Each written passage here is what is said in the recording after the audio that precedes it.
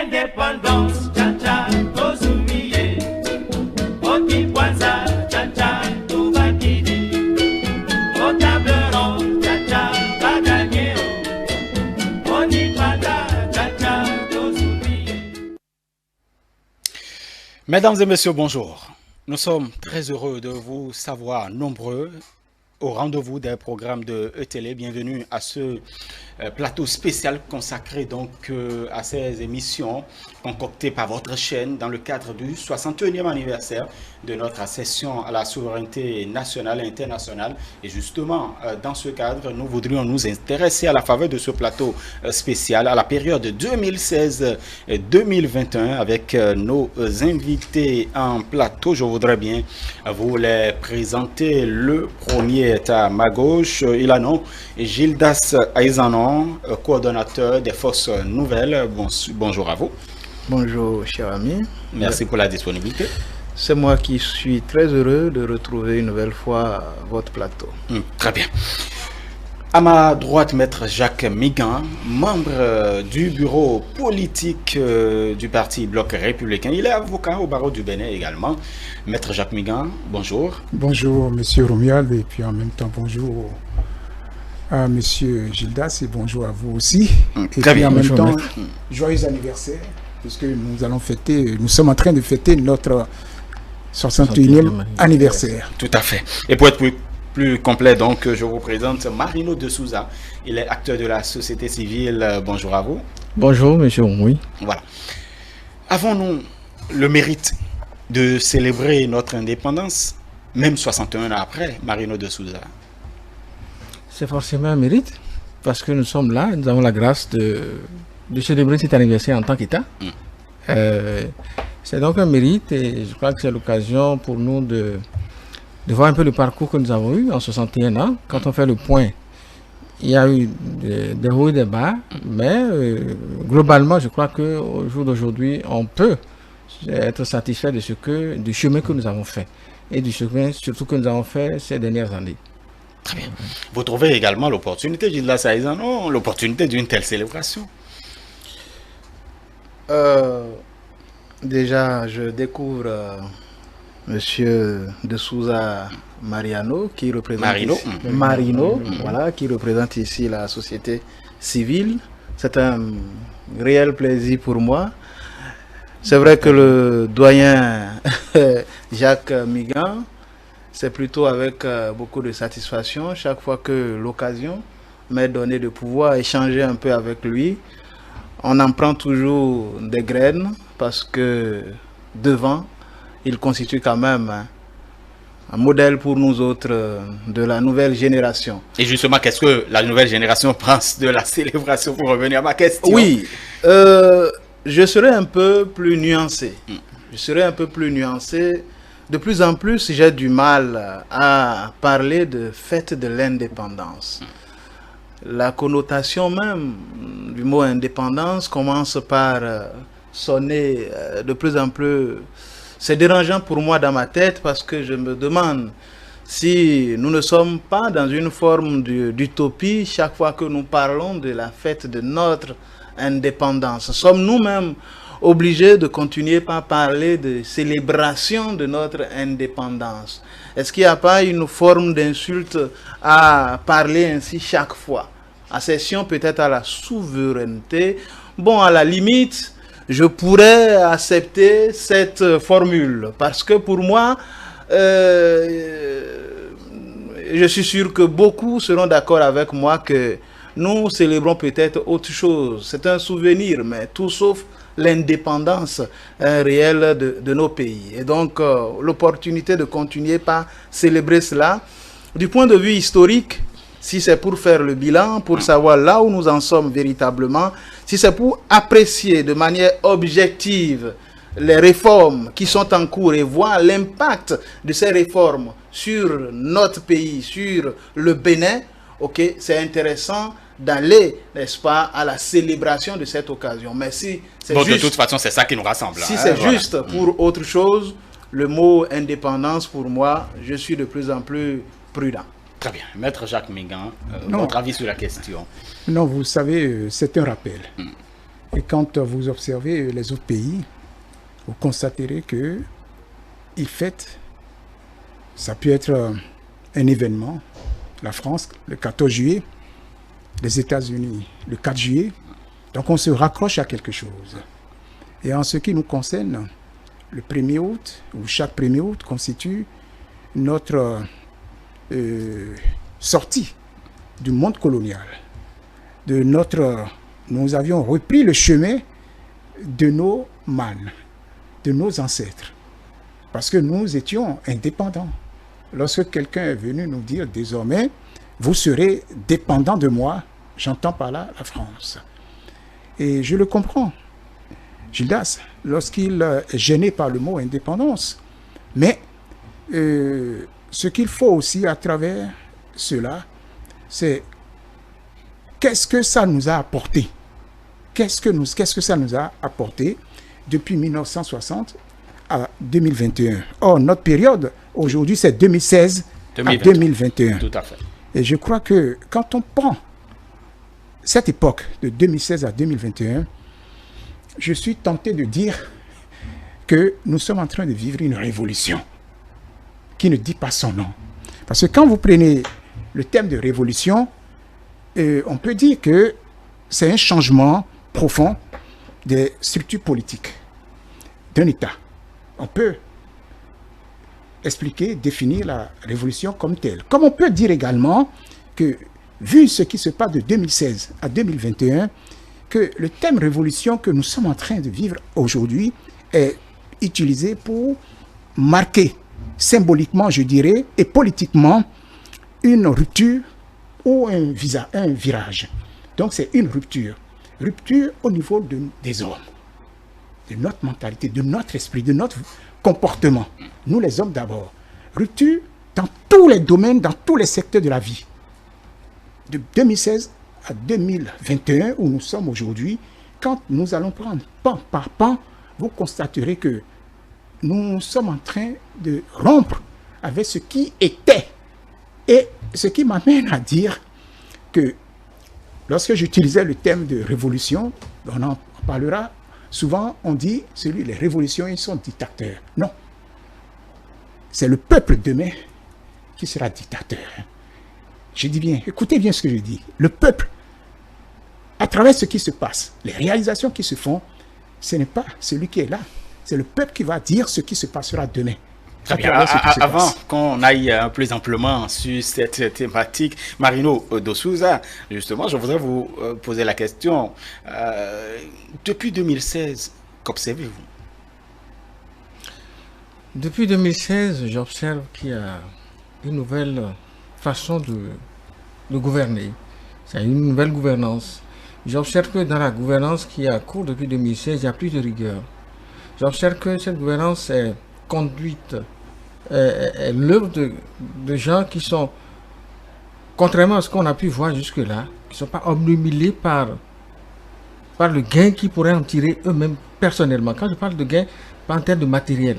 C'est-à-dire que l'action publique n'est plus conduite en ayant comme objectif de la conduire de façon à être plébiscitée, de la conduire de façon à être reconduit forcément, pas forcément, comment dire, au cas où on en viendrait à solliciter un autre mandat, ainsi de suite. C'est-à-dire que elle est conduite de façon désintéressée.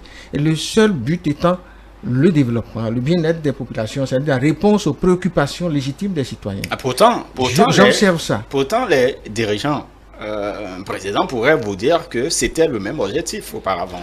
Oui, le même objectif affiché. Parce que de ma position, je suis acteur de la société civile depuis longtemps. De ma position, j'ai pu observer que entre ce qui est dit, entre les objectifs qui sont affichés pour être atteints et qui sont déclamés, et la pratique que nous avons pu voir, il y a souvent eu un écart. Il y a eu un écart. Je ne vais pas rentrer dans les exemples, je vais peut-être, indexer des gens. Et je crois qu'on ne pourra pas éviter d'indexer des gens ici. L'objectif a toujours été cela. Mais dans la manière de conduire l'action publique, entre ce que nous avons pu voir jusqu'en 2016 et ce que nous voyons depuis 2016 jusqu'à aujourd'hui, il y a une rupture, comme vient de le dire le doyen, il y a une rupture. Une rupture qui, comment dire, peut vraiment nous aider à aller plus rapidement au développement.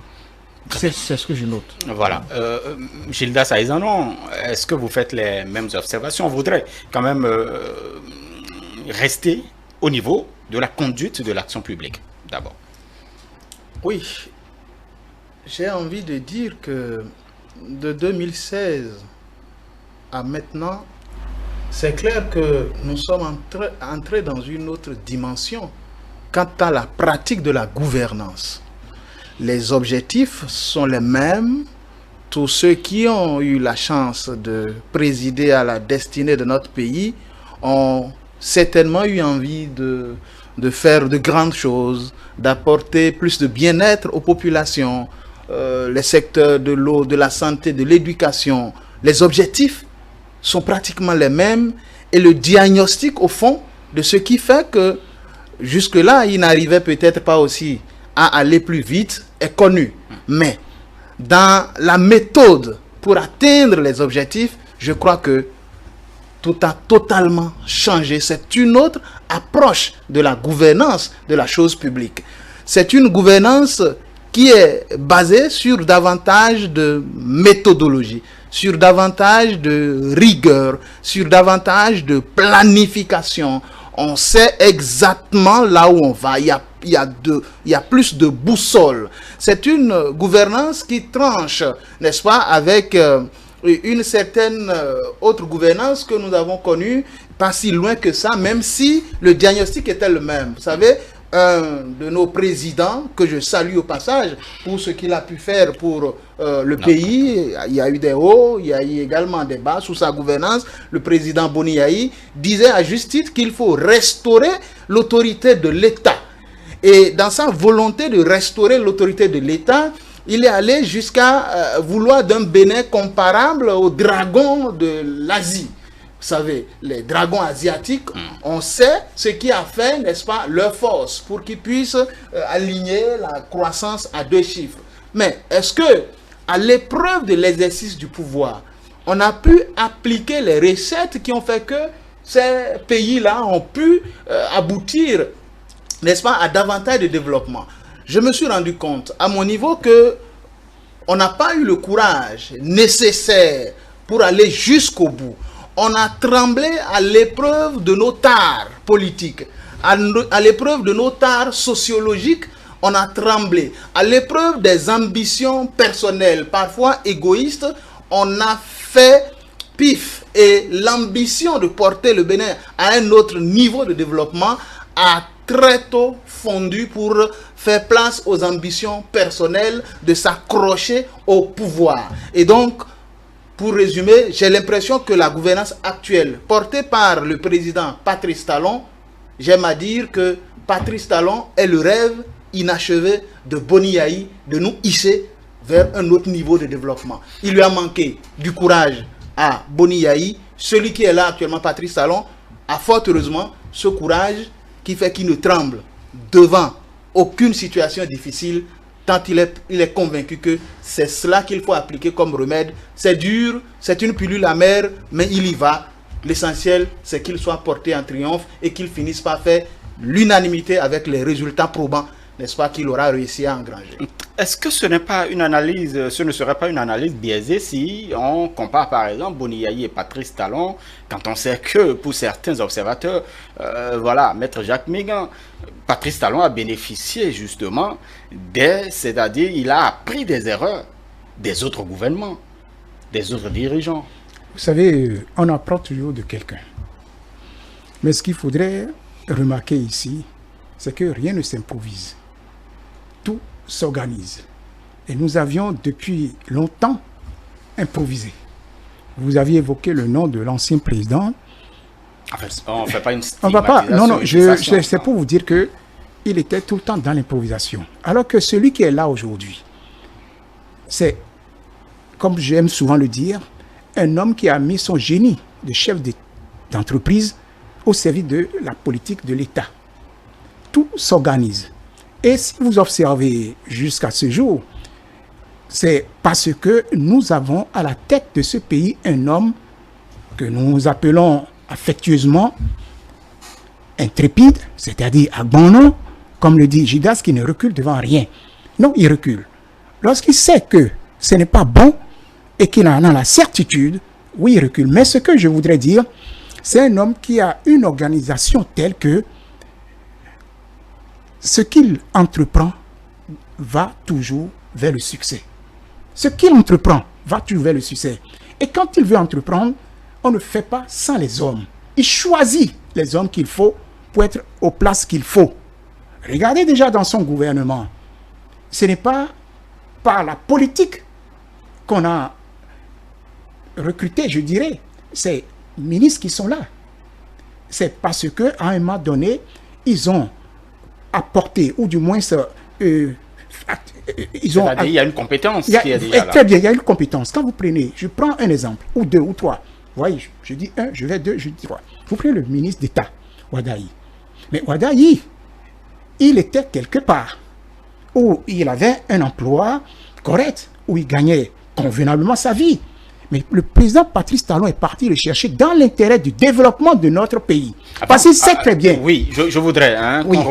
qu'on revienne un peu, parce que, bon, quand on fait une fixation sur des hommes, ça Non, pourrait faire... je vais vous expliquer pourquoi. Pourquoi? Parce que, justement, Maître Jacques Migan, c'est-à-dire que les personnes, Oui. on ne pourrait pas dire que les autres dirigeants ou les autres gouvernements n'ont pas eu, donc, à... Je vais vous pouvoir répondre. Je vais utiliser vous répondre. des personnes compétentes. Donc, on ne va pas faire... Monsieur, je vais vous dire quelque chose.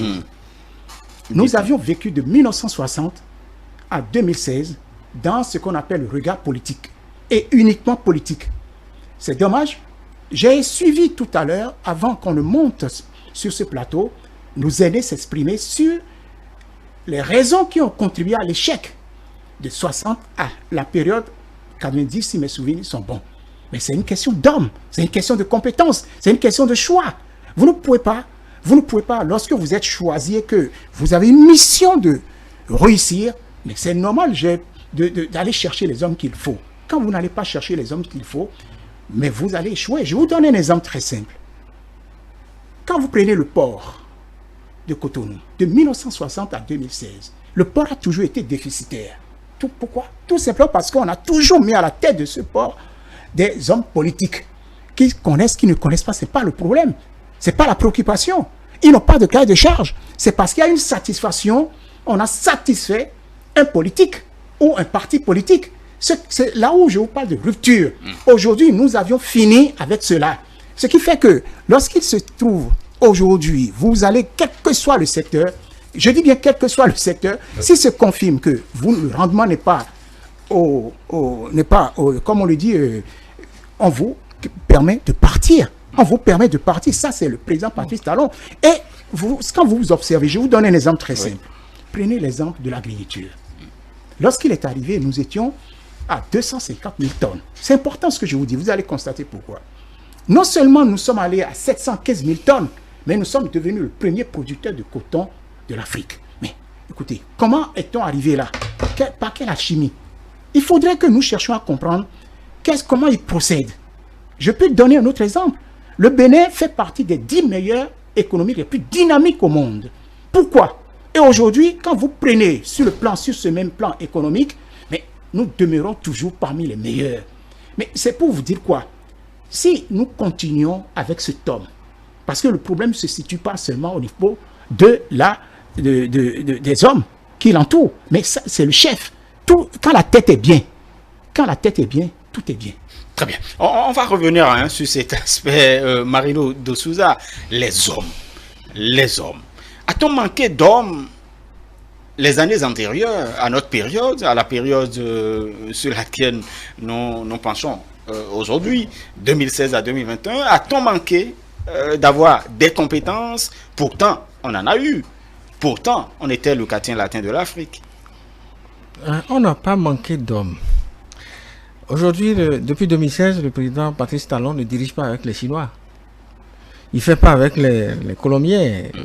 Mais c'est les mêmes Béninois qui sont... Et vous allez voir que dans son entourage, il y a des gens qui ont servi des régimes antérieurs, qui sont là aujourd'hui. Si vous les observez dans les charges qu'on leur a confiées, vous allez voir que ce n'est pas de la même manière qu'ils remplissent les missions qu'on leur a confiées.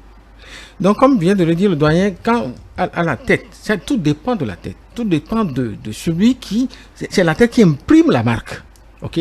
Lorsque les gens ont l'impression que, ils peuvent se laisser aller à des dérives et autres, là, et que, ça ne va pas être forcément sanctionné, ils seront tentés d'aller à des dérives. Mais parfois, les écarts qu'on a pu observer, enregistrer dans la gouvernance, ont été d'abord le fait de ceux qui, en haut, ont confié des charges ou des missions à des cadres.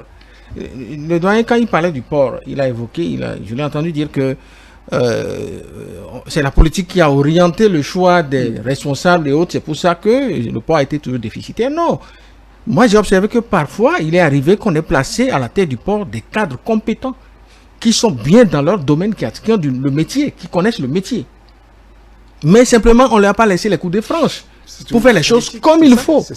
Parce qu'il y a parfois des ordres qui venaient, il y a parfois des instructions qui venaient, mais qui n'allaient pas dans le sens de l'intérêt général. Il est arrivé que un jour, j'étais dans le bureau d'un cadre que je ne vais pas nommer, du ministère des Transports, qui, après avoir reçu un coup de fil, il a explosé littéralement. Parce qu'on lui demandait, les jeunes sont venus, vous ont déposé un budget là, parce qu'ils veulent organiser une messe de je ne sais quoi, ou remerciement à gauche et tel nombre de millions, il faut les satisfaire. Il a explosé, il s'est dit, mais je vais trouver ça où? Si c'est ça, venez chercher votre affaire, après avoir raccroché, bien entendu. Donc il y a cette façon, c'est-à-dire ce qui détermine, ce qui explique les changements qualitatifs que nous observons jusque-là, ce n'est pas deux choses, c'est la première autorité, c'est la tête qui est venue et c'est ses caractéristiques, parce qu'il est venu avec de grandes ambitions, avec une volonté ferme de changer les choses. Je ne suis pas en train de faire l'apologie de... Non. Il y a eu beaucoup de bons dans la gouvernance depuis 2016. Il y a eu des choses moins bonnes. On va certainement, tout à fait. on va certainement en parler. Mais il faut reconnaître qu'il y a une façon de faire qui a changé et qui justifie et qui explique les bons qualitatifs. Parce qu'il faut en parler. On est en train d'enregistrer des bons qualitatifs. Maintenant, il n'y a que, comme on le dit vulgairement, il n'y a que ceux qui ne font rien qui ne se trompent pas. Quand vous êtes dans le feu de l'action et que vous avez l'ambition de réussir, vous voulez faire des résultats, vous pouvez vous tromper sur les choix, sur la manière, ainsi de suite. Et c'est en cela que dans un pays démocratique, un régime démocratique comme le nôtre, c'est en cela qu'il nous faut avoir des gens qui ne parlent pas de la même voix que le pouvoir, mais qui savent observer les choses et faire des critiques de façon objective. L'objectif devant être de permettre à celui qui fait les actions, puisque l'objectif, que ce soit de l'opposition, de la mouvance, ça doit être apporter les solutions qu'il faut aux préoccupations, aux désirata des citoyens. C'est ça. Et donc, la critique devant être objective pour permettre à celui qui fait d'avancer. Voilà, Gilda Saïzanon, le maître Jacques Migan a rappelé quelques réalisations, justement au niveau de l'agriculture, au niveau donc du port autonome de Cotonou, un certain nombre de choses. Pourtant, il y a certains qui ne sont pas convaincus de la conduite de l'action publique. C'est heureux. C'est heureux que nous ne soyons pas encore dans un unanimisme et qu'il y ait quelques voix discordantes qui pensent autre chose et qui ont la capacité de l'exprimer en toute liberté. Cela prouve que nous sommes en démocratie. Mais ce n'est pas parce que les voix sont discordantes aujourd'hui qu'elles vont forcément rester éternellement opposées à la gouvernance qui est en cours. Il est possible que ceux qui critiquent aujourd'hui, n'est-ce pas, il est possible qu'avec le temps, ils viennent se ranger quand ils vont voir les résultats de plus en plus concrets qu'on enregistre dans les différents domaines. Quand ils vont commencer par sentir les impacts positifs des différentes réformes sur leur vie, ça va devenir de plus en plus compliqué, n'est-ce pas, de verser dans la critique politicienne, sauf si l'intention est juste d'être nuisible au développement de son propre pays. Et donc, pour moi, et si je vous disais qu'au début, moi-même, en tant que citoyen, j'avais quelques doutes, j'avais quelques appréhensions, je me demandais, cette affaire de rupture, ça nous conduit où? Rupture avec quoi? Rupture avec qui?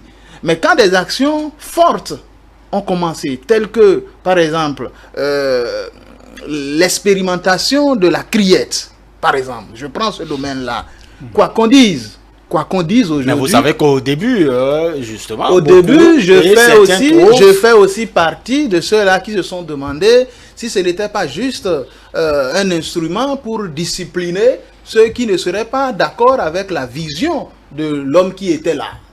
J'ai eu à penser cela. Mais quand je vois de plus en plus de partisans, n'est-ce pas, du régime, des gens qui ont été nommés aussi à des postes de responsabilité, quand je les vois en un temps record se diriger vers cette même criette et qu'ils prennent des sanctions, je me dis attention, peut-être qu'on a été hâtif dans le jugement et que le chef de l'État a voulu avoir un vrai instrument dissuasif de lutte contre la corruption au-delà des mots. Au-delà des marches kilométriques contre la corruption qui n'ont pas forcément montré leur efficacité pour dissuader le Béninois, il fallait aller à un autre niveau de discipline, à un autre niveau de rigueur, à un autre niveau de célérité dans le traitement des dossiers de détournement, par exemple, des ressources publiques. Mais j'ai senti quand même que les lignes ont bougé avec l'instauration de la criette. Et je me demande si le président Patrice Talon, un jour n'était pas au pouvoir, s'il adviendrait qu'un président ait l'idée de dire on veut finir avec la criette. Je ne crois pas que cela puisse encore arriver dans ce pays, parce qu'on a vu que c'est un instrument qui porte. Si ça ne portait pas, des pays ne seraient pas en train de vouloir s'aligner sur le modèle béninois. Je dis ça, c'est le côté justice. Quand vous allez, est-ce qu'on n'est pas fier un peu de voir ce qui se passe aujourd'hui au niveau de la sécurité dans le pays? C'est vrai que ce n'est pas encore le risque zéro et qu'il y a quelques poches d'insécurité. Mais qu'on soit opposant ou mouvancier, je crois qu'on est en train tous de reconnaître qu'il y a un travail de fond qui se fait avec la police républicaine. Depuis qu'il y a eu fusion, n'est-ce pas, de ces forces, est-ce que ce n'est pas une gestion plus rationnelle? L'idée n'est-elle pas géniale de mettre toutes ces forces-là ensemble? Au départ, il y a eu des grincements de dents. On était un peu sceptique. Est-ce que cet attelage pourrait prendre? Quels sont les objectifs cachés derrière? Eh bien, moi, je me rends compte que tout simplement, j'ai chaque jour des policiers républicains qui régulent mieux la circulation, qui au-delà de minuit, 1h du matin, dans les brousses, dans des endroits où parfois vous ne vous attendiez pas à voir la présence de la force publique, vous les voyez au beau milieu de la brousse, à 2, à 3, en train de patrouiller. Ça rassure et au niveau du corridor, la discipline est revenue. Les braquages qu'on observait par le passé, qui étaient récurrents dans certaines régions de notre pays, il devient de plus en plus difficile pour les fauteurs de troubles de venir opérer de manière totalement libre. C'est un résultat, c'est du concret. Est-ce qu'il n'y a pas du concret au niveau de l'énergie? Quand on vous dit que nous sommes passés de 0% d'autonomie énergétique à près de 60% d'autonomie énergétique, c'est du concret. Ce sont des actions majeures qui fondent les bases d'un réel décollage économique. Peut-être que par le passé, nous sommes restés beaucoup plus amoureux de grandes ambitions sans poser les fondements réels qui nous permettent de décoller. Les fondements réels, c'est déjà par exemple d'aller vers la question de la résolution de notre autonomie énergétique. Est-ce que les populations ne sont pas toutes en train de demander dans nos différentes communes le brillant programme de l'asphaltage? Partout, les populations en demandent. Parce que le modèle qui est vu, ça transforme nos cités, ça transforme nos villes. Cotonou est devenue une ville plus radieuse. Parakou est de plus en plus belle. Et j'apprends d'ailleurs, il y a une semaine, que 20 milliards ont été mobilisés au niveau de la Banque Ouest Africaine de Développement pour davantage accompagner le programme d'assainissement de la ville de Parakou. Par le passé, des choses se faisaient, mais ça devient plus méthodique, ça devient plus réfléchi et on a de plus en plus peur de mal gérer les ressources parce que celui qui est là, c'est un gagnant né. Et il déteste que les choses se passent mal. Il veut beaucoup de soins, il a du goût. et il veut que ceux qui travaillent avec lui puissent entrer dans ce même sillage d'obsession du résultat, d'obsession du travail bien fait. Très bien, je sais que vous avez beaucoup à dire, hein, Gilda Saïzan. Non, Maître Jacques Mégan, vous parliez de révolution. On a entendu parler des ressources parce que le plus important, vous savez, quand les ressources sont dispersées, c'est difficile de contenter la population qui ont besoin de l'eau, par exemple, qui ont besoin d'un certain nombre d'infrastructures aujourd'hui. Mais pourtant, on a eu droit à cette volonté que Marino de Souza appelle volonté affichée. On a eu droit à cette volonté affichée également d'assainissement des ressources publiques. L'action publique, ça va avec l'assainissement des ressources publiques. Vous savez, nous avons, comme j'aime toujours le dire, à la tête de ce pays, un homme qui maîtrise la gestion, qui a commencé d'abord par l'assainissement des ressources financières du pays. Parce que quand vous ne créez pas les conditions pour mettre de l'ordre chez vous, vous ne pouvez pas sortir pour demander de l'aide ailleurs. Les gens ne vont jamais vous prêter. La Banque mondiale, le Fonds monétaire, il faudrait que vous démontriez que vous êtes réellement sur de bons rails. Ce qui a été fait par le président Patrice Talon lorsqu'il est arrivé. Prenez le cas, par exemple, des billets d'avion. C'est des milliards. C'est de complaisance. On parlait de voyages. Des voyages. Mais il y a eu un assainissement à ce niveau-là. C'est-à-dire, il a son regard sur ce qui se passe, quel que soit le secteur financier.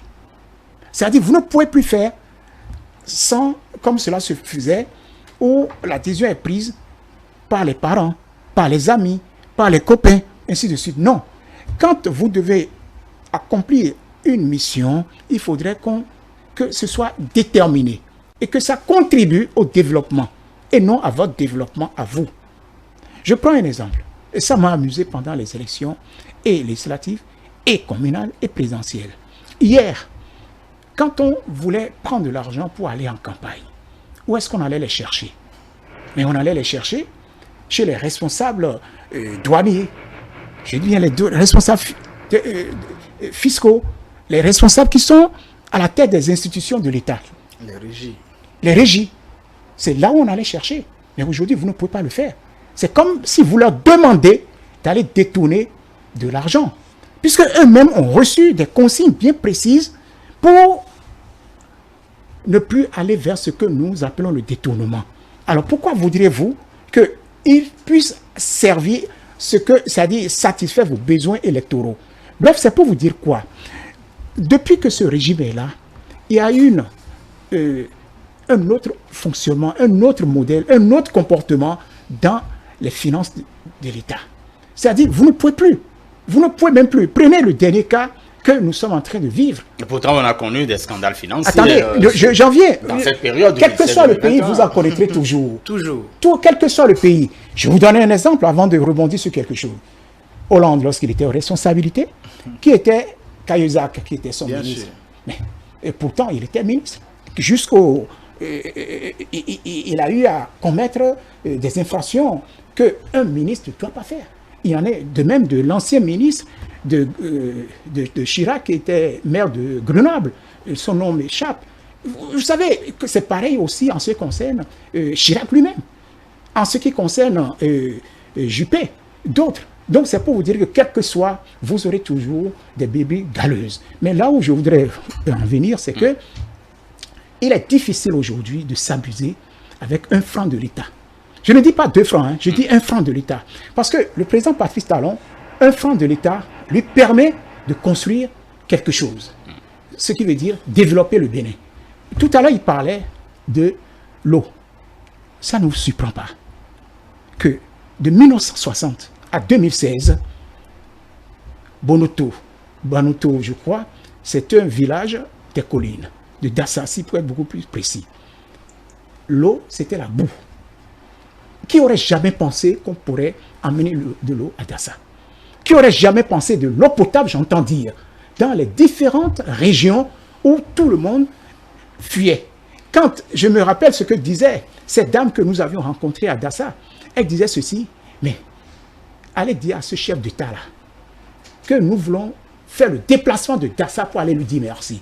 Nous avions eu nos frères, nous avions eu nos enfants C'est seulement quand il est question des élections qu'ils viennent nous voir pour quémander nos voix. Mais après, ils partent. Et quand ils reviennent nous voir, ils viennent avec des bouteilles de posotomé, des bouteilles d'eau minérale dans leur voiture. Alors que pendant ce temps, nous continuons à boire la boue. Donc c'est pour vous dire que aujourd'hui, l'accès à l'eau potable, d'ici 2 ans, c'est une réalité sur toute l'étendue du territoire. Alors que l'eau est la priorité des priorités sur le plan social. Très Je ne bien. sais pas si vous le savez. Marino de Souza, on est maintenant dans l'univers de l'assainissement des ressources publiques. Qu'observez-vous, vous, en tant qu'acteur de la société civile? J'observe que le nouveau gouvernement, Ou du moins le président Patrice Talon a fait l'option systématique de changer les choses. C'est-à-dire de faire en sorte que n'importe quel Béninois à qui on confie la charge de la gestion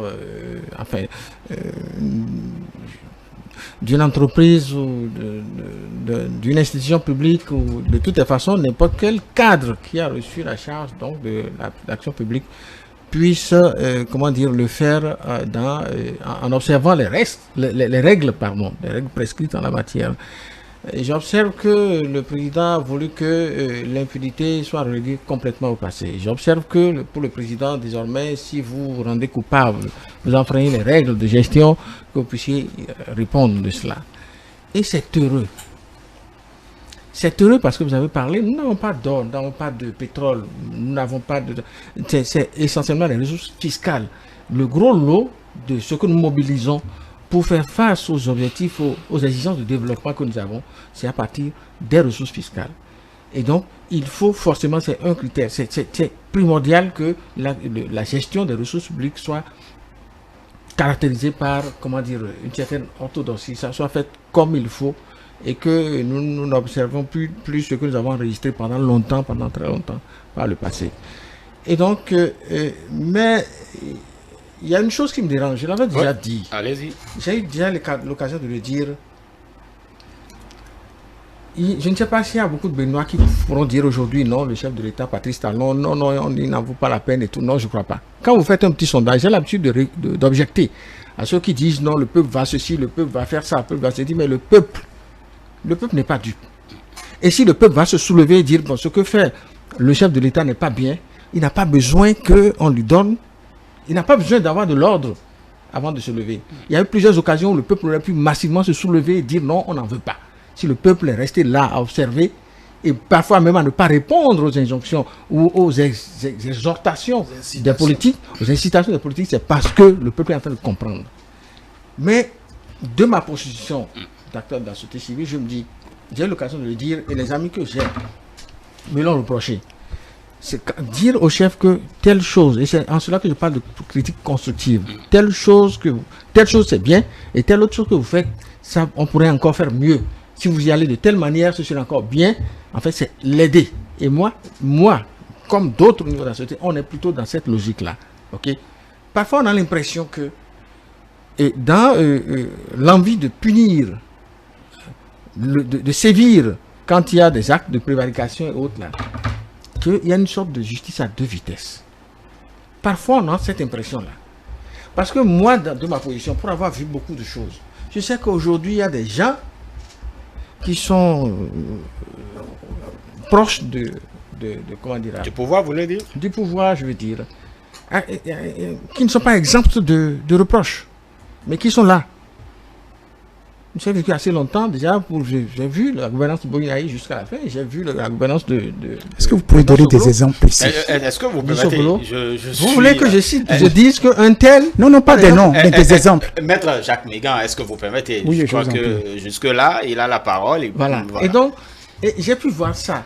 Et je me suis dit, un jour, j'ai dit oui, je suis d'accord. Et donc, quand vous voyez, par exemple, affaire 39 hectares, quand vous voyez Anat, quand vous voyez un certain nombre de personnes qui sont proches de pouvoir, qui se retrouvent devant la juridiction, ça ne vous convainc toujours pas? Si, aujourd'hui, quand on a commencé l'affaire 39 hectares et quand, c'est ce que je dis, c'est avant l'affaire même qui a fait partie de l'ancien préfet du littoral, je veux dire.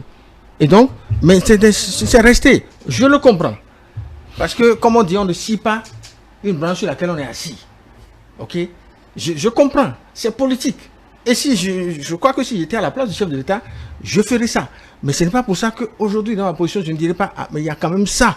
Parce que les gens voient. Et les gens le disent. Et ça a eu de quoi concrètement? Parce que moi-même, je ne sais pas de quoi vous parlez. Vous parlez de quoi concrètement? Je parle du cadre de cette nation qui a occupé des positions, de grandes positions par le passé, et dont les noms ont été cités dans un certain nombre d'affaires, mais qui sont restés là, qui continuent d'être là. Ils sont restés au poste? Non, pas au poste, ils sont changés en temps. Vous savez, quand la rupture est venue, il y a beaucoup qui sont venus pour dire... Enfin, vous parlez des affaires antérieures à la rupture. Les affaires, oui. Antérieures. Des affaires antérieures à la rupture. Des affaires antérieures à la rupture. Il faut être clair là-dessus. D'accord. Mais depuis 2016, que ce soit blanc ou noir, que ce soit de l'opposition, de la mouvance, tous ceux qui s'amusent à... permettez-moi la redondance, à s'amuser avec les deniers de l'État, les deniers publics, et ils sont appelés à répondre de cela. Ça, c'est une bonne chose, et ça fait partie des choses qui pour des gens qui, au début, se disaient, est-ce que, celui-là, est-ce qu'il va faire l'affaire, est-ce qu'il y avait beaucoup d'appréhension au début. Mais par les actes que nous avons, beaucoup de citoyens étaient convaincus de ce que, c'est ce qu'il faut. Vous avez aujourd'hui des gens qui n'hésitent pas à dire, mais attendez, après le deuxième mandat, est-ce qu'il ne faut pas réfléchir à... C'est comme ça. Quand à travers, dans la gouvernance, il y a un chef de l'État qui convainc et qui montre aux populations que tout ce qu'il fait, c'est pour, comment dire, dans l'intérêt général, pour satisfaire les obligations, enfin, pour répondre aux besoins, aux attentes des citoyens, c'est comme ça se fait. Donc, pour dire, oui, il y a beaucoup de choses qui se font, et heureusement parce que le Béninois, que je connais mieux que n'importe quelle autre nationalité, le Béninois est têtu. Et le Béninois ne marche que quand il sent que derrière, il y a de la coercition. Et la dernière fois, il y a 3 jours, je roulais, quand j'ai vu des gens garer leur moto pratiquement sur la voie, sur le couloir, ils devisaient, ils bavardaient. Mais il a fallu qu'ils aperçoivent la voiture de la police, et j'ai vu des gens se précipiter pour pousser les motos. J'ai dit, mais qu'est-ce qui se passe? Et après, je vois la police. Et j'ai dit, mais c'est ça, en fait, c'est ce qu'il faut. Voilà, je sais que vous avez envie de parler parce que c'est une préoccupation pour Marie-Laure de Souza, c'est-à-dire des personnes qui ont participé ou du moins qui ont été auteurs ou acteurs de telle autre chose pendant un régime qui n'est pas de l'actuel, en fait celui d'aujourd'hui. On estime qu'il n'y a pas une lisibilité entre ces personnages-là qui se retrouvent encore là. C'est-à-dire, la préoccupation, c'est peut-être comment se fait-il que des personnes soupçonnées, je dis soupçonnées, d'être trempées dans certaines affaires, comment se fait-il qu'on les retrouve encore aux côtés du président Patrice Talon, à l'accompagner dans sa gouvernance? Je ne sais pas si c'est ça la préoccupation. C'est bien ça. Heureusement que, là encore, il s'agit de soupçons. Là encore, il s'agit de soupçons. Et on doit garder aussi à l'esprit que malgré la toute-puissance d'un chef de l'État, malgré sa toute-puissance, nos pouvoirs, nos différents pouvoirs demeurent encore indépendants.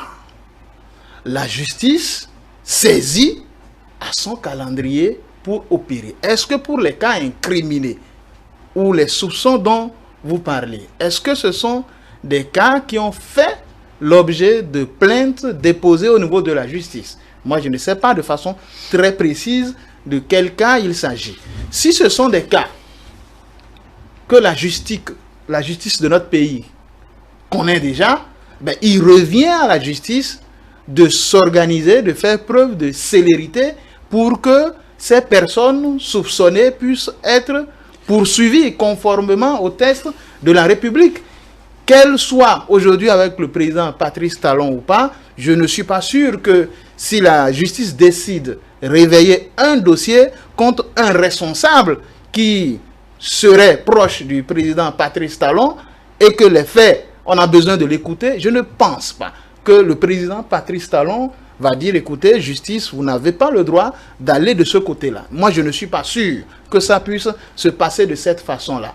Il faut croire que l'organisation judiciaire de notre pays est totalement indépendante et que ce n'est pas forcément l'exécutif qui détient aussi l'agenda de comment les choses doivent fonctionner. C'est pourquoi, à des moments donnés, malgré tout, il faut saluer la modification un peu de l'ordre juridique avec l'arrivée de la criette. Ça va plus vite à ce niveau-là, et vous constaterez que les infractions de plus en plus qui sont quand même commises sous l'ère de la rupture, avouons que il y a beaucoup plus de célérité. L'autre chose, c'est que nous avons tendance aussi, nous les Béninois, à reprocher une forme de chasse aux sorcières. Quand un président commence pas à trop regarder au-delà de sa période de gestion, on pense que, bon, certainement que s'il le fait, c'est pour que finalement ça aille tomber sur son prédécesseur. Il y a ça aussi qui n'est pas toujours, c'est un environnement sociologique pesant qui peut ne pas faciliter la tâche à la justice. Très bien. Maître Jacques Menguin. Non, je crois que quand j'ai écouté M. De Souza, j'ai souri. J'ai souri puisque il est le même à dire à l'entame de cette émission qu'on n'ira pas chercher ailleurs pour construire le Bénin. Absolument. Alors, si vous observez, depuis que le président Patrice Talon est arrivé, ceux qui étaient aux responsabilités au niveau de certaines entités, ils sont encore. Quand vous prenons un exemple, les douanes, le responsable numéro 1 était là avant qu'il arrive. Est-ce qu'il l'a enlevé? C'est un Béninois. S'il fait bien son travail, pourquoi l'enlever? Et il a été question, à un moment donné, le chef de l'État lui-même l'a dit, c'est la rupture. Hier, oublions ce qui s'était passé. Je mets au défi celui à un moment donné, y compris vous-même, y compris moi-même, y compris lui et lui, celui qui pourrait dire, je n'ai pas profité un jour de l'État. Ah, moi, je n'ai pas profité. Vous n'avez jamais brûlé un sens interdit? Bon, c'est ce qu'on appelle le buffet de l'État? C'est un Je ne m'en ensemble. souviens pas. Est-ce que vous avez votre assurance? Oui, je l'ai. À jour. Quand si on rentre dans les détails, quand on rentre dans les détails, vous constaterez qu'à un moment donné, chacun de nous, nous avions eu un comportement Absolument. déviant. Ouais. Aujourd'hui, ce qu'il faudra regarder, c'est devant, avec la rigueur qu'on nous donne, avec ce changement qu'on nous donne. C'est-à-dire comment allons-nous faire pour que nous puissions être ensemble pour faire triompher le Bénin. Puis triompher les Béninois et les Béninoises. C'est de ça il est question aujourd'hui et c'est ce que nous vivons. Et tout à l'heure, Gildas parlait de chasse aux sorcières. Il faudrait que ce soit derrière nous. S'il se confirme que quelqu'un, hier, était impliqué dans un dossier, dans une affaire, pardon, mais vous-même, vous pouvez aller à la justice avec des preuves à l'appui. Avec des preuves à l'appui. Vous pouvez vous rapprocher du ministère public pour dire, attention, il y a ceci, il y a cela. Mais si vous se confirme que vous n'avez pas les éléments qui justifient ce que vous dites, là, vous aurez affaire à ce qu'on appelle la dénonciation calomnieuse. Donc, il faudrait que nous fassions attention, tout en nous disant qu'à l'heure où nous parlons, depuis 2016, nous sommes dans la construction. La construction, ce n'est pas seulement le chef de l'État, encore moins ses ministres, c'est nous tous. C'est pour ça que je vous disais tout à l'heure que depuis le village, les gens observent, ils contribuent. Moi, j'ai été dans un village où on était en train de construire une route, mais les villageois accompagnaient les ouvriers qui travaillaient, parce que c'est pour eux qu'on le fait. C'est pour eux, l'électricité qu'on envoie dans les villages. Hier, qu'est-ce que les gens faisaient? Ils volaient les matériaux. C'est fini maintenant, parce qu'ils ont compris que c'est pour eux-mêmes. Vous pensez que les gens qui sont à Tchaourou aujourd'hui, où on a construit des châteaux, vont créer les conditions? Non. Bref, c'est pour dire que aujourd'hui, il faudrait que nous ayons, comme le dit le chef de l'État, un esprit nouveau, un changement nouveau, un comportement nouveau, dans l'intérêt du Béninois lui-même d'abord et de la nation ensuite. Moi, je crois, j'ai confiance, et c'est en cela que je dis que c'est une chance pour nous d'avoir cet homme. Et quand je vous entends parler, vous, de la société civile, tout ce que vous avez dit jusqu'à présent, mais c'est dans le bon sens. Vous avez même parlé de critique, et que si critique il doit y avoir, qu'elle soit constructive. Parce que si nous touchons un tout petit peu ceux qui critiquent, vous constaterez on va évoluer, Maître Jacques Menguin, on va évoluer. Marino de Souza, voilà, vous avez envie de bon, pas sur les critiques. On va continuer. C'est vrai qu'on a rappelé quelques-unes des réalisations, mais ce qu'on n'a reproché, qui a été, en tout cas tout au début du mandat, on a parlé de ces aspects sociaux qui n'ont pas été vraiment, ou du moins ça fait partie des attentes des populations qui ne sont pas comblées dès les premières années et qui semblent aujourd'hui comblées. Et Marino de Souza, est-ce que justement, quand vous voyez la période 2016-2021 et vous rappelez de ce qui s'est passé avant cette période, est-ce qu'en réalité c'est une bonne note, une bonne performance? Une bonne performance en quel terme, dans quel sens? Je vais être sûr d'avoir bien compris votre question. Oui, mais est-ce que nous avons connu tout de même une évolution, puisque voilà. Mais c'est clair, je crois que les deux autres invités l'ont dit à suffisance. Et l'évolution, il y en a eu. De 2016 à aujourd'hui, quand on regarde en arrière, en 2016, quand le président prenait le pouvoir, et quand on voit le parcours que nous avons eu, avec les résultats que nous avons commencé à enregistrer, il y a eu de l'évolution. Dans votre question, vous avez évoqué l'aspect social. Okay? C'est justement sur cet aspect que je veux. Bon, si c'est sur l'aspect social, le président Talon, quand il venait, je crois, dans ses annonces, je crois qu'il se donnait 3 ans, quelque chose pour mettre les bases, mettre les bases et tout, pour commencer à enregistrer les résultats. Quand il est venu à se dire lui-même, il s'est rendu compte que la tâche à abattre était si immense que les 3 années, c'était pas évident. Il fallait d'abord, ce que nous avons fait pendant longtemps, c'est-à-dire que nous n'avons pas renforcé il faut avoir une base. Quand on parle il y a la fondation. Quand on veut construire, on veut ériger une maison, quand on veut construire une maison, si on la veut solide, durable, pendant longtemps, très longtemps, c'est en fonction de la manière dont on aurait, fait la fondation. Il fallait une bonne fondation. Et une bonne fondation, ça prend du temps. Et puis, le doyen parlait tout à l'heure, ce qui a caractérisé cette gouvernance-là, de 2016 à aujourd'hui, c'est, il a dit, la méthode qui implique planification. Et c'est ça qui a permis d'avoir des résultats. Et donc, ça a mis du temps. Et pendant ce temps, c'est pas comme l'autre. Enfin, il n'y a pas longtemps, on a vu quand on va quelque part et qu'on dit nous avons tel problème, ok, très bien, sans même consulter le ministre les cadres. Demain, je débloque 1 milliard pour ceci. Demain, je débloque. Non, cette forme de gouvernance ne peut pas conduire à des résultats durables.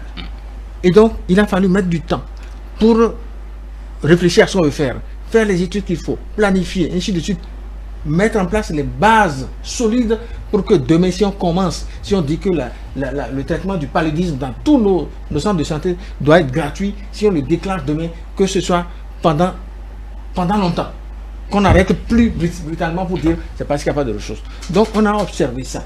Et le dire, c'est rester en phase avec ce qui est. Le dire, ce n'est pas faire l'apologie non, c'est dire ce qui est. En fait, c'est ça qui doit caractériser aussi la société civile. De pouvoir dire que ça là, c'est une bonne chose. Et quand ce n'est pas bien, de pouvoir dire ça, c'est mauvais. Malheureusement, tant qu'on dit que c'est une bonne chose, c'est bon. Mais le jour où on dit, bon, ça, on aurait pu mieux faire parce que ça, c'est pas bon, on vous traite d'opposant. Non, nous l'avons vécu. Personnellement, je le vis. Et donc, c'est le social. Le chef de l'État, la dernière fois, à la prestation de serment, enfin, pour le 2e mandat, il a annoncé en tout cas qu'il fera davantage de social. Et moi, j'ai foi en ce que nous aurons davantage de social. J'ai foi en ce que, avec le résultat que nous avons eu, le parcours que nous avons fait jusque-là, on peut commencer, les populations peuvent commencer par souffler un peu. Même si j'ai une doléance, parce que le social, c'est également les travailleurs. Et moi, personnellement, il y a une loi qui a été votée par rapport à l'embauche et qui continue d'être pour moi un problème. C'est un problème, il faut que l'on revienne, qu'on en rediscute. Cette loi-là, sur l'embauche, il faut qu'on en rediscute. Sinon, le social est de beaux jours. Je crois que avant le terme de ce nouveau quinquennat qui a commencé, que beaucoup de populations vont davantage souffler, comme on dit. Oui, Gildas Aizano. Non, sur la question du social, je crois que de plus en plus, nous tous, nous tombons d'accord sur le fait que le social ce n'est certainement pas la distribution de l'argent frais à chaque Béninois chez lui. Le social, ce n'est pas quand on peut s'aligner devant une institution publique et on vous donne de l'argent. Ce n'est pas quand un responsable politique, comme par le passé, moi-même, j'ai eu, n'est-ce pas, à croire que c'était la bonne façon de faire, où un simple conseiller technique peut débarquer chaque week-end dans sa zone avec des mallettes remplies d'argent et puis il fait la joie de certaines personnes et ceci de façon momentanée. Je crois que c'est cette forme de social qui n'existe plus. Le social qui existe maintenant, dont on veut faire davantage la promotion, c'est le social qui doit aider chaque Béninois à disposer de l'eau et à moindre coût. De l'eau en quantité suffisante et en qualité. Le social pour lequel nous devons tous travailler, c'est que le dernier village du Bénin puisse avoir de l'énergie électrique et que les écoliers, les élèves puissent aussi avoir les mêmes droits que ceux qui se retrouvent dans les centres urbains pour bien étudier. Le social, c'est quand on peut faire de grandes réformes au niveau du système éducatif pour que notre système ne produise pas désespérément des chômeurs. Moi, je pense que c'est là le social, parce que c'est ça qui va permettre à la jeunesse de ce pays de cesser d'être infantilisée, de cesser d'être instrumentalisée. Il ne faut pas que l'université continue par produire des chômeurs. Voilà les grands chantiers où il faut faire du social, parce que ça va impacter chaque Béninois. Les réformes qu'on est en train d'expérimenter dans ce secteur, le fait d'aller vers l'enseignement technique par exemple, de donner priorité à l'enseignement technique, c'est pour aboutir in fine à une situation qui met davantage à l'aise le citoyen béninois formé, que ce ne soit pas que les parents ne soient pas obligés encore après avoir dépensé les économies de toute une vie, d'avoir encore les enfants à la maison sous les bras, parfois avec le doctorat, mais qui sont des chômeurs. C'est contre ce genre de choses qu'il faudra lutter. Et je suis d'accord avec ceux qui sont pressés. Pour le social, on veut que ça aille vite. On veut mesurer et tout de suite les fruits du sacrifice consenti depuis un bout de temps. C'est légitime. Mais nous devons tous accepter que quand on n'accumule pas la richesse en économie, quand on n'accumule pas, il est difficile aussi d'aller vers la redistribution. Il y a eu un moment pour accumuler un peu, pour assainir, pour jeter les bonnes bases qui vont nous garantir une bonne redistribution. Je crois que le chef de l'État fait bien d'annoncer que le moment est venu d'aspirer à plus de social, parce que les différents programmes qui sont en train d'être exécutés vont forcément impacter davantage la vie des Béninois au quotidien. C'est difficile maintenant parce qu'il y a d'autres facteurs exogènes qui viennent en ajouter un peu à la difficulté, la cherté de la vie, qu'on constate un peu partout dans la sous-région. Quand c'est comme ça, ces facteurs exogènes viennent comme pour dire, écoutez, votre social là, qu'est-ce qui se passe? Le panier de la ménagère, c'est encore ci, c'est encore cela. Mais malgré ces facteurs qui ne relèvent pas du Bénin et que nous espérons ne vont pas durer, puisque des mesures quand même sont prises pour contrebalancer ce qui se passe et que les populations puissent moins sentir le coût de la cherté de la vie. Malgré cela, c'est que le bout du tunnel est pratiquement proche. On va sentir que davantage d'effets sont mesurables au niveau social dans la vie des Béninois. Non, je crois que le social a commencé en 2016. Enfin, avant 2016, il n'y avait pas le social. Je dis bien, il n'y avait pas. Mais en 2016, il y a eu l'Arche qu'on a commencé à... On a réfléchi sur l'Arche. On a entendu parler de la césarienne. On a entendu parler de... moi, je parle de ce que nous avions eu pendant de 2016 à 2021. Or, quand on parle du social, la première du social, c'est l'eau. Et sur toute l'étendue du territoire, tous les Béninois auront accès à l'eau d'ici 2 ans. Ça, c'est une réalité. Donc, ça avait commencé avant 2021 et ça ira jusqu'au 2023. Quand on prend la cantine scolaire, c'est du social. Moi, quand j'étais enfant, je savais comment cela se passait, les cantines scolaires. Quand vous allez à l'école, surtout dans les villages, et que vous n'avez pas à manger, lorsque vous retournez à la maison, vous ne revenez pas l'après-midi. Aujourd'hui, le président Patrice Talon et son gouvernement voudraient que chaque enfant, dans une école, ait ce qu'il faut à manger. Et cela se fait sur toute l'étendue du territoire. Quand vous prenez le microcrédit, c'est déjà une réalité.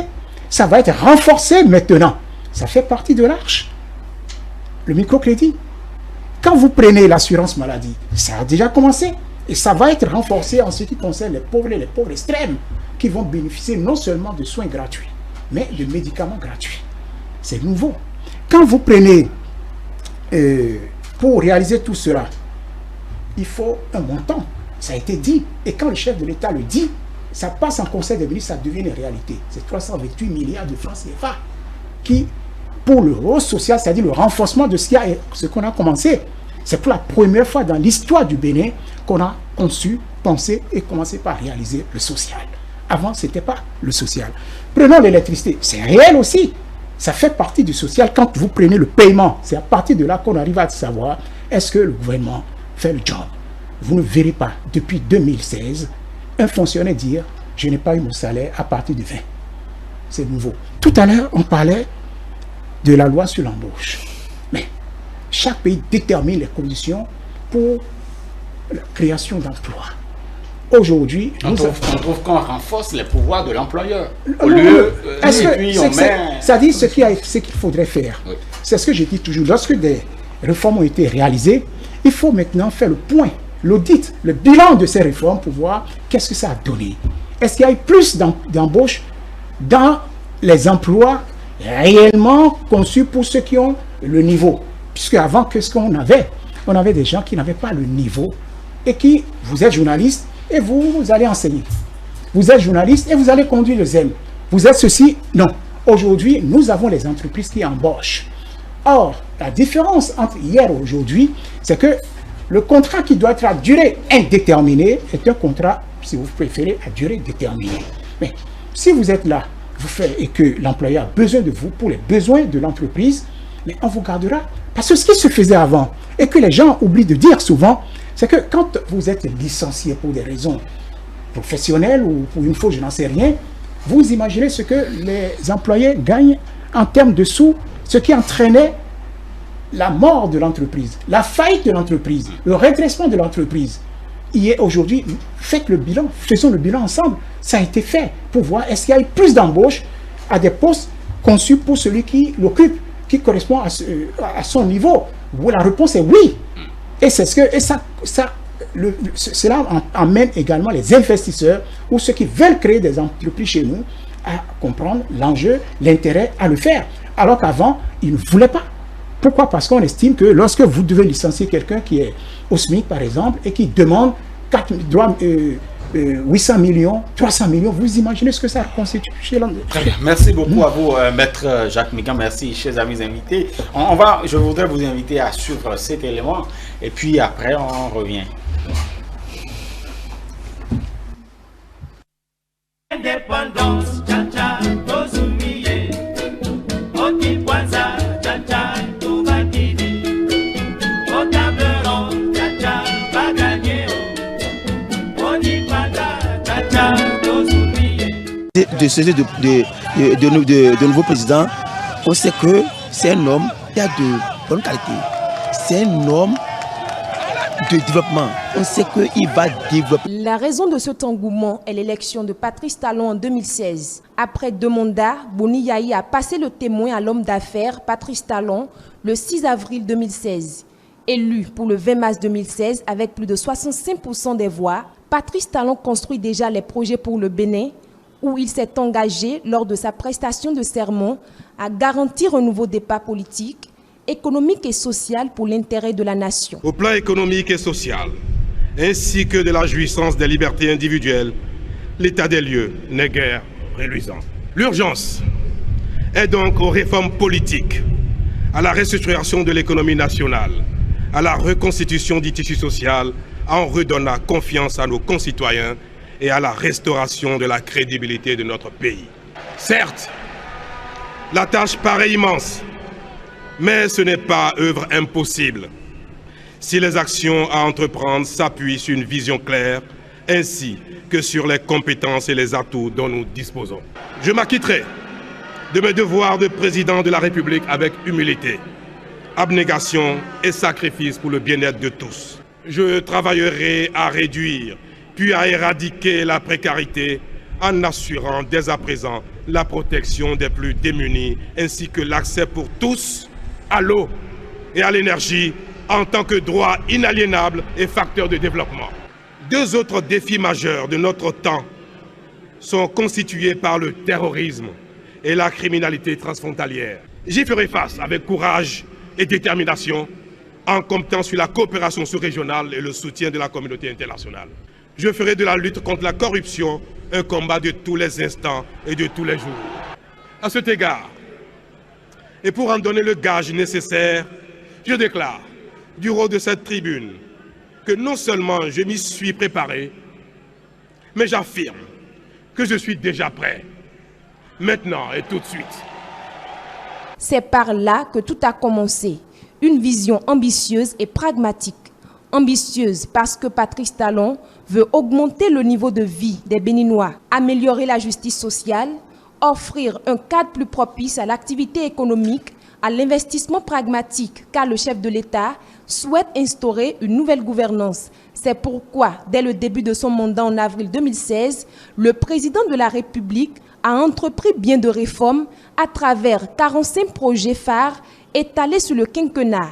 Des projets mis en œuvre notamment par les directions des ministères. Au nombre de ces réformes, je pourrais citer très rapidement la mise en place d'un fichier national des contribuables. C'est dire que aujourd'hui, on sait à peu près le nombre d'usagers, le nombre de contribuables que nous gérons à la Direction générale des impôts. Et il y a bien entendu le système de déclaration et de paiement en ligne. Je dirais en termes de chiffres que 2016, nous étions à 352,6 milliards. Et en 2017, nous sommes passés à 396,84 et on est passé à 479,4 milliards. Et à fin 2019, nous avons une prévision de 515 milliards. Le gouvernement a engagé 13 milliards par an en termes d'économie, avec la mise en place de la CVO. En 2015, quand vous prenez les livres du budget du Trésor public, vous verrez que sur cette rubrique, l'État décaissait en moyenne 15 milliards. Aujourd'hui, nous sommes passés à moins de 2 milliards par an. Les résultats positifs issus de ces réformes orientées vers l'utilisation rationnelle des dépenses permettent aujourd'hui de financer de grands travaux. À travers son programme d'action du gouvernement qui a mobilisé 15 milliards sur 5 ans, l'État béninois a multiplié sous le mandat de Patrice Talon des investissements importants sur fond de réformes économiques, de rigueur, de travail acharné, de mise en œuvre de réformes dans tous les secteurs au sein de la nation. Le résultat est appréciable. Le résultat est appréciable. Extrait. À côté de tout ceci s'ajoutent les stratégies mises en œuvre pour obtenir les financements internationaux. À ce niveau, le Bénin a encore séduit les investisseurs. L'année 2017 a été l'année de l'exécution des réformes pour l'assainissement du cadre macroéconomique de notre pays. En 2018, nous nous sommes sentis prêts à lancer les campagnes de notation financière qui ont été couronnées avec différents succès et l'obtention donc de différentes notations, puisque nous avons obtenu des ratings de grandes agences de notation reconnues au niveau mondial et qui nous positionnent au même niveau que la Côte d'Ivoire et le Sénégal et dans le peloton de tête donc des pays de l'Afrique subsaharienne. Nous avons également obtenu des notations auprès d'agences de notation régionales qui viennent confirmer cette appréciation des agences de notation internationales. L'année 2019 a également été une année charnière pour le Bénin, avec l'émission du premier eurobond de notre histoire. Le Bénin est le premier pays à sortir pour la première fois sur les marchés en euros. Ça n'a jamais été fait dans la sous-région, donc c'est à saluer. Près de 5 ans après, ces idées fortes et ces ambitions osées se dessinent sur le terrain. D'autres se concrétisent à travers des réformes courageuses. La première révolution, celle d'une volonté manifeste de sortir le Bénin de sa précarité hydrique. Actuellement, le problème de l'eau est réglé et nous avons la pression qui est forte. De l'eau potable à tous les Béninois, de nombreuses infrastructures érigées, l'une des plus modernes du continent est déposée à Parakou. Une machine ultra-moderne faite pour couvrir les besoins des populations, même à l'horizon de 40 ans. Entre-temps, l'eau venait avec des couleurs, on n'arrive même pas à boire, on a toujours peur de boire l'eau. Maintenant, l'eau est claire et nous buvons ça avec vraiment l'amour même. Des machines du genre, mais en miniature, installées dans plusieurs contrées du pays, avec des barrages en construction d'une capacité totale de 14 millions de mètres cubes. Construction de 2 barrages, l'un de capacité de 2 millions, l'autre de 12 millions de mètres cubes. De l'eau à l'énergie électrique, il n'y a qu'un pas. La deuxième révolution de développement qui a touché le Bénin, une nouvelle centrale électrique qui a comblé la moitié du besoin du Bénin. Une deuxième en phase de construction.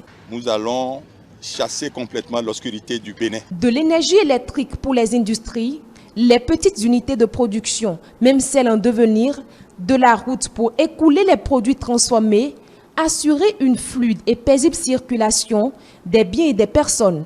C'est là la troisième révolution. Le projet asphaltage est le porteur. Désenclaver les localités, relier les villes entre elles, les arrondissements, plusieurs villes ont fait peau neuve. Un exploit qui redonne espoir. Le projet asphaltage est vraiment l'étape de la pose des lampadaires de l'éclairage public et également de la mise en place de l'aménagement paysager. Ça veut dire que nous sommes en train de boucler cette première phase qui porte sur à peu près 195 km de voirie urbaine aménagée, plantée et éclairée.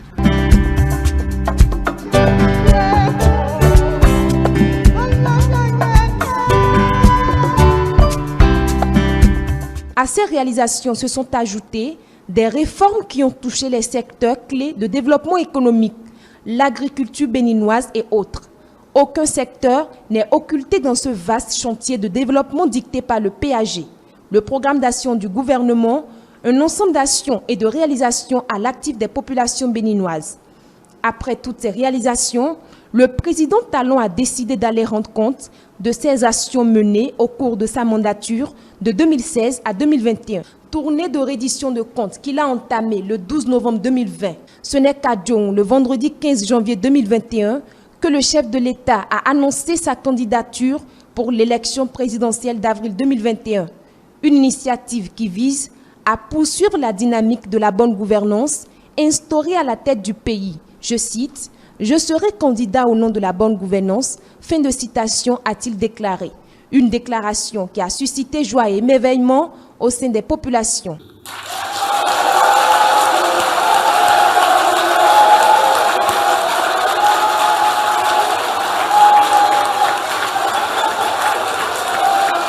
Pendant ce temps, le parrainage, l'une des visions faisant partie des réformes politiques, qui est une des nouveautés apportées par la loi numéro 2019-40 du 7 novembre 2019, portant révision de la loi numéro 90-32 du 11 décembre 1990, portant constitution de la République du Bénin, en son article 44 nouveau, enclenche les polémiques au niveau des politiques. Le critère a été objet de toutes les spéculations. Les dégâts du parrainage sont désormais là devant nous tous. Infantilisation des députés et des maires, humiliation de la classe politique, entrave à la liberté de candidature des citoyens, bref, privatisation de l'élection. C'est ce système qui exclut. Or, la volonté du législateur est tout autre. Selon l'article 44 nouveau de la Constitution du Bénin, avant qu'une candidature ne soit acceptée, Le duo doit recevoir l'accord d'un nombre minimal d'élus dans les conditions fixées par la loi. La mise en application n'a pas été facile. Les débats sont allés dans tous les sens. Après tout ceci, 3 duos candidats ont pu obtenir le précieux sésame et sont allés à la compétition. Une compétition électorale remportée par le duo Talon Talata avec un score qui s'établit à plus de 86%. Ce que nous avons fait ensemble est de notre mérite commun à nous tous. Et le vote que nos concitoyens viennent de faire, ce vote-là est pour moi le signal d'une adhésion à notre effort commun. Et le signal qu'ensemble nous pouvons aller encore beaucoup plus loin. Je voudrais adresser ma reconnaissance, ma fierté à tous les Béninois et dire que maintenant les élections sont terminées et que c'est ensemble que nous allons construire notre pays dans la concorde, dans l'unité nationale, dans la paix et dans la sécurité. Construire le Bénin, c'est ce qui préoccupe Patrice Talon. De ce pas, une nouvelle dynamique s'est installée à la suite de ce qui est en cours. Mais avant cette victoire, la compétition a été un parcours de combattants. Il y a eu des arrestations et des violences préélectorales. Les réformes politiques, c'est aussi la loi portant statut de l'opposition, le financement public des partis politiques. L'heure du développement du Bénin a enfin sonné. Pour son deuxième mandat qui a démarré dimanche 23 mai 2021, Patrice Talon entend travailler pour de plus belles victoires avec son programme « Le développement, ça y est ». Faire du Bénin la vitrine de l'Afrique de l'Ouest reste la priorité du gouvernement du président Patrice Talon. Indépendance, tcha-tcha, tozumiye. Okikwanza, tcha-tcha, tobakidi. Merci beaucoup à Céline Bovy, voilà pour cet élément. Marino de Souza, vous avez suivi l'élément. Réaction. À chaud, cet élément retrace un peu ce que nous avons vécu, puisque nous avons vécu la période de 2016 à 2021. Il nous rappelle la nouvelle gouvernance à laquelle nous avons eu droit, avec, marquée par un certain nombre de choses, par la qualité de cette gouvernance-là, marquée par la rigueur et par la rupture avec un certain nombre de mauvaises pratiques qui nous arriveraient. L'élément nous a rappelé un peu le parcours que nous avons fait. Nous a rappelé d'où nous sommes partis et ce que nous avons pu faire en un rien de temps. Et nous laisse, espérer que avec le nouveau quinquennat, que au bout des 10 années que le président Patrice Talon aurait passé à la tête du pays, que nous aurions fait des bons qualitatifs, que nous aurons planté des bases réelles et solides pour un bon développement et que ça laisse espérer de très belles perspectives pour l'avenir. Voilà. Gilda, ça raison? Oui. Je crois que le bilan présenté est assez, à mon avis, parlant. Les résultats sont tangibles et quand vous prenez les secteurs les plus importants qui font le développement d'un pays, on sent qu'on a touché au vrai problème, n'est-ce pas, qu'il faut régler si nous voulons aspirer à davantage de développement. C'est quand je suis ce genre d'éléments que j'en arrive davantage à la conclusion que le libertinage démocratique ne peut pas garantir un véritable développement pour tous tel que nous l'aspirons et qu'il faut une forme de gouvernance quand même basée sur de la rigueur, basée sur du tempérament pour mettre tout le monde en ordre afin que nous puissions aller chercher ce développement-là dont nous avons tous besoin ensemble. Maître Jacques Mingan. Merci encore. Non, je crois que, comme il a eu à le dire lui-même, qu'il est candidat et il est pour la bonne gouvernance. Donc, le pré-mandat, c'était la bonne gouvernance et il veut continuer dans ce sillage, la bonne gouvernance, et puis aussi, il a évoqué la concorde, la paix. Parce que pour réussir, quel que soit ce que nous pouvons dire, comme un bon président, il faut que tout se passe dans la paix et que tout se passe dans la concorde. Et vous avez dû constater, encore tout récemment, je crois jeudi ou vendredi dernier, le président a encore montré qu'il est de manière permanente en dialogue. Hier ou avant-hier avec les syndicalistes. Donc c'est le dialogue qu'il faut. Et ce dialogue, nous l'avions connu à un moment donné, c'était au mois d'octobre 2019, si mes souvenirs sont bons, où il y a eu là, toutes les classes politiques légalement constituées. Et je crois qu'il va abonder dans le même sens parce que pour réussir son deuxième mandat, ce n'est pas ce qui va être fait. Nous le savons. Nous l'avions déjà vu à l'œuvre de 2016 à 2021. Mais c'est les résultats. Et quels seraient ces résultats? Et c'est pour ça que je disais à l'entame que aujourd'hui, c'est le peuple qui va faire monde de dictature. On dit que tel président est dictateur ou tel est ceci. C'est le peuple, devant ce qui est en train de se faire, qui va dire son mot. Quel est son mot? Je n'en sais rien. Mais c'est le peuple qui décidera au vu de ce qui est en train de se réaliser depuis 2016 et qui continue aujourd'hui. Très bien. Nous avons encore quelques minutes. On va évoquer les réformes politiques, l'univers politique, parce que même dans l'élément, vous avez vu, on nous a rappelé déjà les nouveaux instruments que nous avons expérimentés pour quand même ces élections, les législatives, les communales et puis la présidentielle. Voilà. Quel sursaut a-t-on noté en termes de réforme politique quand nous voyons ce qui se passait avant 2016 à 2021? Que retenir concrètement, fondamentalement, pour un acteur de société civile comme vous êtes? 2016 à 2021, les réformes politiques sont venues, pour ce qui me concerne, mettre un terme à une pagaille qui avait assez duré. Okay. Quand on parle de, comment dire, l'univers politique, de la classe politique. Vous voulez parler du nombre de partis politiques? Bien entendu. Vous savez, la démocratie a été rythmée pendant longtemps pas les partis politiques, mais les acteurs politiques qui avaient pris possession de, de la démocratie. J'exagère à peine, en fait. Donc, les lois telles qu'elles étaient, n'étaient pas appliquées. Parce que j'ai objecté quand on m'a dit non, cette réforme c'était pour diminuer le nombre de partis politiques. J'ai dit non, on n'avait pas besoin de cette réforme pour réduire le nombre de partis politiques parce que la loi, le législateur avait pris soin de mettre des balises, de mettre des dispositions que si elles étaient appliquées, mises en œuvre, n'auraient pas permis d'enregistrer 237 ou 240 et quelques partis politiques comme on l'a dit à la veille de la prise c'était le premier, la charte des partis politiques. Et donc, mais il y avait d'autres dispositions que la réforme a amenées et qui permettent de discipliner un peu les acteurs politiques. Nous tendons vers une situation où nous aurons des partis politiques qui vont fonctionner comme tels et qui vont permettre aux militants, aux citoyens qui ont envie de militer et qui vont adhérer à un parti politique, de faire en sorte que ce militant-là sa voix puisse compter.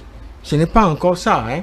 C'est vrai, on s'y essaye, tant bien que mal, les nouveaux partis politiques que nous avons là, les politiques qui sont en train d'essayer de se mettre, de se conformer aux nouvelles dispositions, et ainsi de suite, ça va venir progressivement. Donc, c'était nécessaire. Il y a une situation qui a retenu mon attention sous le président Yahya Bouni.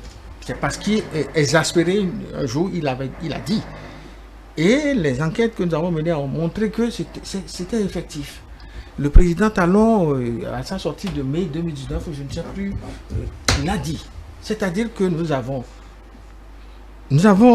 un système démocratique avec des lois qui, reconnaissent aux citoyens, qui donnent la légitimité,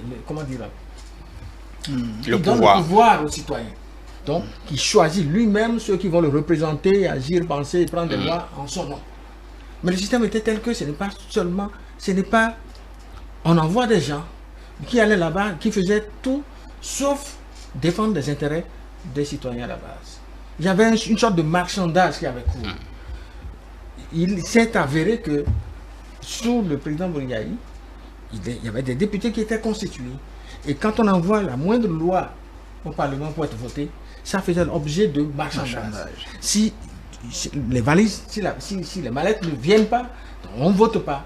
Les accords de ratification, si il n'y a pas quelque chose... Et ça, le président Bouniaï, de ce que nous avons suivi, entendu dire, faisait le jeu. Donc, on ne veut pas savoir si la loi qu'on demande de voter, est-ce que ça c'est l'intérêt général? Et c'est vraiment, est-ce que ça va permettre de régler les problèmes qui se posent aux citoyens à la base, hein? Ça va permettre d'apporter des solutions aux préoccupations des citoyens dans les contrées les plus reculées? Non. Quelle que soit la nature de la loi, quand il y a l'argent, on vote. Et ça a été une pratique qui a eu cours à l'Assemblée nationale et pendant longtemps. Il y a eu, moi au début, au niveau de la société civile, vous savez, à chaque fois qu'il y a des propositions de loi et autres, on s'arrangeait toujours pour avoir des copies et pour faire le travail, parce que nous avons un travail de veille. Faire le travail et faire des propositions alternatives. Sur cette question de ratification par les députés qui devaient revenir au président de l'Assemblée nationale, les premiers mois, moi j'ai été personnellement contre. Mais en lisant les pratiques, je me suis dit, mais on va peut-être essayer ce qu'on nous propose là. Je me dis, non, c'est pas possible, on ne peut pas permettre au chef de l'État de ratifier lui-même, de faire cela et de rendre compte. Je me dis, bon, on va s'y essayer, on verra. Parce que je ne sais pas s'il y a suffisamment de balises pour empêcher que ce que nous avons vécu jusque-là ne puisse continuer de se faire. Donc il y avait un certain nombre de pratiques qui ne pouvaient pas nous permettre de nous en sortir, d'évoluer, d'aller de l'avant. Ce n'était pas possible. Les réformes politiques étaient nécessaires. Malheureusement, dans la conduite de ces réformes, il y a pu avoir des couacs, il y a pu avoir des choses qu'on n'aurait pas souhaitées. Et qu'on le veuille ou non, les premières lois, vous savez, la loi 2018, le code électoral 2018 par exemple, il y a un certain nombre de choses qui ont posé des problèmes à la relecture. On a corrigé, mais même dans la loi 2019-43 du 15 novembre 2019 qui est là, pourtant code électoral, il y a des choses qu'il faut corriger parce que à l'épreuve, à la mise en œuvre, on s'est aperçu de ce qu'il faut encore corriger. Donc c'est progressivement que nous allons améliorer. La réforme politique a généré beaucoup de problèmes. Nous a amené à des extrémités que nous n'avons jamais connues jusque-là. C'est du passé. Je crois que maintenant, il y a un défi que le chef de l'État doit relever. Et je voudrais compter sur sa bonne foi pour relever ce défi-là. C'est-à-dire, nous avons besoin, pour une démocratie, c'est-à-dire pour aller de l'avant, pour une démocratie digne du nom, nous avons besoin d'une opposition, c'est-à-dire d'une réelle opposition. Je parle d'opposition constructive. Oui, ma lecture à moi que je fais de ce que nous avons là, on peut avoir mieux. Okay? On peut avoir mieux. C'est-à-dire, il y a des gens qui méritent d'avoir leur place au niveau de cette opposition. J'ai décrié la façon dont cette opposition s'est comportée en 2019. Et quand on dit, nous sommes allés aux élections, on a beau dire que nous avons eu deux partis politiques de la même chapelle politique qui se retrouvent au Parlement, les responsabilités sont partagées. Et j'ai déjà eu l'occasion de dire que c'est surtout la faute de cette opposition de l'époque. C'est surtout la faute de cette opposition qui n'a pas su faire la part des choses, qui n'a pas su faire preuve de réalisme politique. Et c'est ça qui a donné ce résultat. Et moi, j'ai été meurtri de savoir que le laboratoire de la démocratie, on en vient à une situation où nous avons un Parlement où il n'y a que deux partis politiques qui servent le chef de l'État. Mais c'est une situation qui n'a pas été exclusivement du fait du pouvoir. C'est les partis politiques de l'opposition de l'époque qui n'avaient pas compris quel devait être leur rôle, quel était leur rôle et comment ils devaient l'assurer. Donc, les réformes politiques, de façon globale, c'était nécessaire. Nous sommes pris, le chef de l'État a imprimé la marque, on y est allé avec aussi bien des succès que des insuccès. Et progressivement, je voudrais espérer que prochainement, parce que de ma position, ayant travaillé un peu sur la thématique d'élection, je sais qu'à la mise en œuvre, même le code électoral qui est là mérite d'être toiletté avant qu'on y aille. Et ça va être, c'est mon souhait, l'occasion donc de rectifier encore un certain nombre de choses. C'est progressivement que nous pouvons, et ça je le dis à la différence de ceux qui pensent, nous n'avons pas à importer le modèle démocratique des États-Unis, de la France, je ne sais où, et de l'appliquer, de le plaquer chez nous. Nous avons à l'adapter à nos réalités, et c'est ça que certains ne veulent pas comprendre. Très bien. Gilda Saïzon. Non, je veux dire que M. Ndosouza me met très à l'aise, n'est-ce pas, sur cette analyse. La politique organise notre vivre ensemble et organise notre quête de développement. Le constat avant 2016, partagé par tous, qu'on soit de la mouvance ou de l'opposition, c'est que nous autres acteurs de la classe politique, il y a comme un sentiment d'échec. On a échoué à apporter les réponses que nos populations soient en droit d'attendre sur les chantiers clés du développement, qu'on soit de la mouvance ou de l'opposition. Le constat est partagé. La politique était perçue plutôt comme la chose d'une certaine élite qui s'accapare des ressources publiques, qui s'accapare de l'effort du grand nombre. C'était comme ça que cela est perçu. On n'a pas bonne presse. Les acteurs politiques n'ont pas bonne presse, qu'on soit de la mouvance ou de l'opposition. Fallait-il continuer avec les mêmes pratiques? Je crois que nous avons eu la chance d'élire un homme qui a voulu expérimenter autre chose, parce qu'il a compris que tout ce qui se faisait, notard à nous tous, il ne s'exclut même pas. Il a l'humilité de reconnaître que lui-même, il est un acteur aussi de certaines pratiques qui jusque-là ne nous ont pas permis d'aller plus vite. Et il dit, maintenant que nous avons fait tout ça, et qu'on n'a pas pu évoluer rapidement pour régler les problèmes urgents de nos populations, il est important d'amener une rupture dans la façon aussi de faire la politique, d'organiser notre espace partisan. Et c'est ce qui a commencé par être expérimenté. Oui, d'autres diront cette façon d'organiser le système partisan, ça semble rigide et autres. Je veux dire ici que seuls les peuples qui réussissent à se réinventer, à se remettre en cause, au lieu de rester dans un mimétisme éternel qui ne garantit aucun développement, seuls ces peuples-là peuvent véritablement aspirer à un meilleur développement. Grâce au président Patrice Talon, nous sommes en train aujourd'hui d'expérimenter une certaine forme de politique. Il a parlé de discipliner les acteurs politiques. N'était-il pas temps qu'on nous discipline un peu?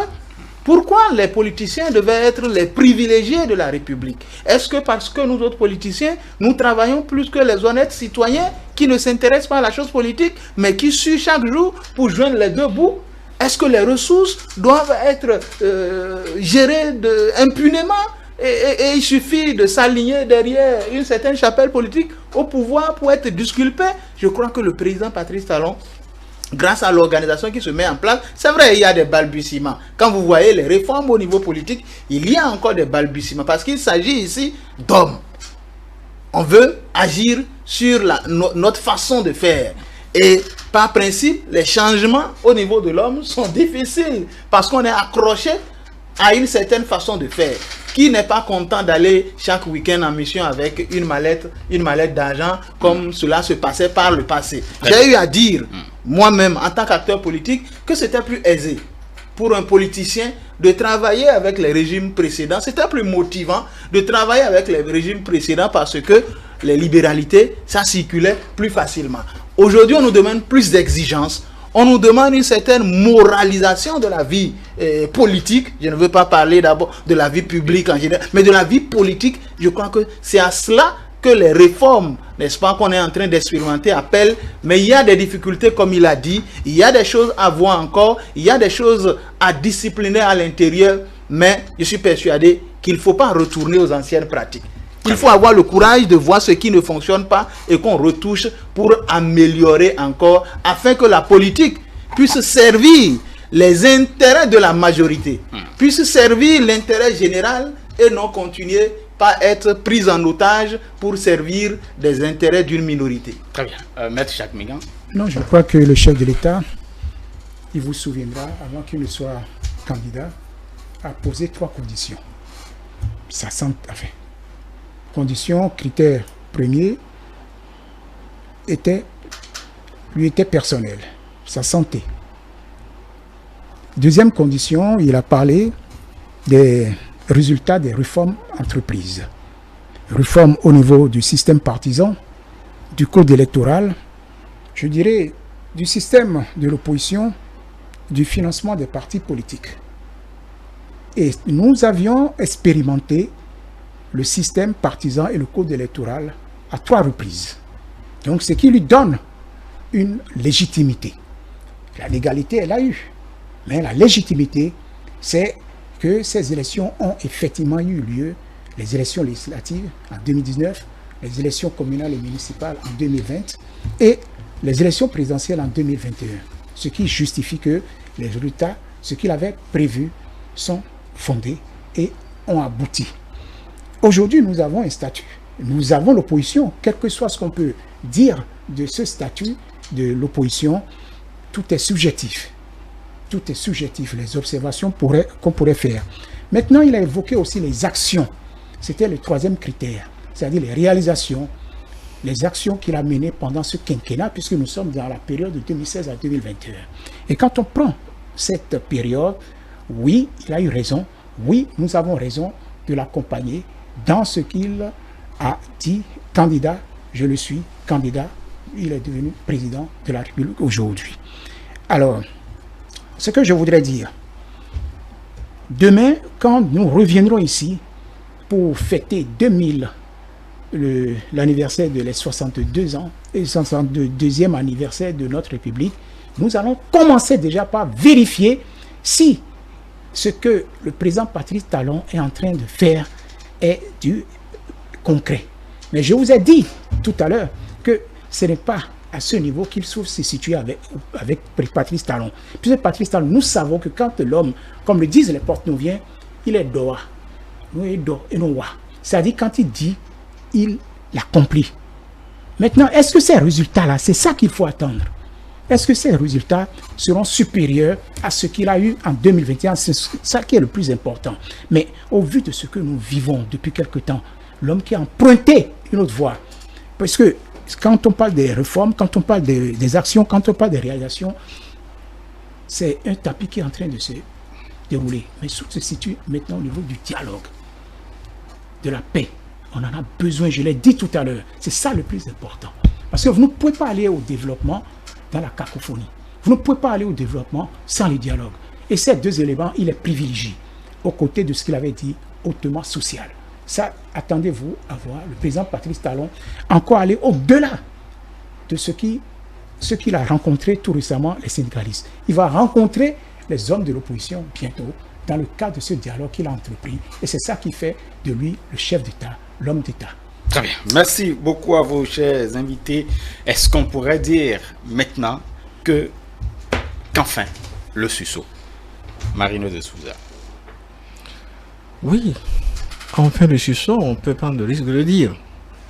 Et espérer que les résultats, le bilan à la fin du deuxième quinquennat, que les fruits tiennent la promesse des fleurs. Moi, je crois que si les choses continuent de se faire comme on a vu faire jusque-là, ok, et les citoyens de façon générale pourront se féliciter d'avoir fait le choix qu'ils ont fait en 2016, parce que beaucoup ont fait le choix en 2016 en le basant sur le, comment dire, l'espoir. Okay? Et que nous pouvons, je crois qu'à la fin de ce deuxième quinquennat, et si les choses continuent comme on a vu jusque-là, on peut, je crois, dire qu'on aurait réussi à faire ce sursaut-là. Très bien. Maître Jacques Minga? Non, je crois que je suis confiant. Et je le dis toujours partout où je passe. Nous devons être fiers de ce que nous sommes en train de vivre aujourd'hui, parce que nous avons enfin l'homme qu'on attendait. L'homme qu'on attendait, et je crois que je ne cesserai jamais de le dire. Demain, le peuple appréciera et décidera. Ce ne se reviendra pas au président Patrice Talon de décider, c'est nous qui allons décider. Très bien. Gilda Saïdano? Je veux dire que le président Patrice Talon n'est certainement pas un omniscient imparfait. Et la rupture n'est pas exempte de reproches. Mais nous sommes sur la bonne voie. Nous sommes sur la bonne voie, nous avons de bonnes raisons d'espérer. Et le doyen a parlé de rencontre avec l'opposition. Je veux dire qu'il faut être tout au moins deux pour faire la paix. Ce serait bien que cette occasion de dialogue qui s'annonce devant soit saisie par les acteurs qui se réclament de l'opposition, pour qu'ensemble on donne une chance à la paix, qu'on donne une chance au développement de ce pays, qu'on puisse conjuguer un peu au passé les récriminations, qu'ils viennent à la table, n'est-ce pas, de dialogue qui s'annonce devant pour qu'on mette tous les problèmes autour de la table. Et je sais que le père de la nation, qui est au fait de l'ensemble des problèmes, il saura comment faire pour que ensemble, malgré nos divergences politiques, on puisse mettre nos énergies au bon endroit pour pousser encore notre pays le plus loin possible. Très bien, merci beaucoup à vous, chers invités. Gildas Saïzanon, coordonnateur des Forces Nouvelles, merci pour la disponibilité. Marino de Souza, acteur de la société civile, merci également à vous. Et puis, Maître Jacques Migan, avocat au barreau du Bénin, membre du bureau politique du parti Bloc Républicain. Merci pour la disponibilité également. Chers amis téléspectateurs, eh bien, c'était votre plateau spécial, voilà, dans le cadre du 61e anniversaire de notre accession à la souveraineté nationale et internationale. Bonne suite de programme sur nos antennes et surtout, bonne célébration. Indépendance.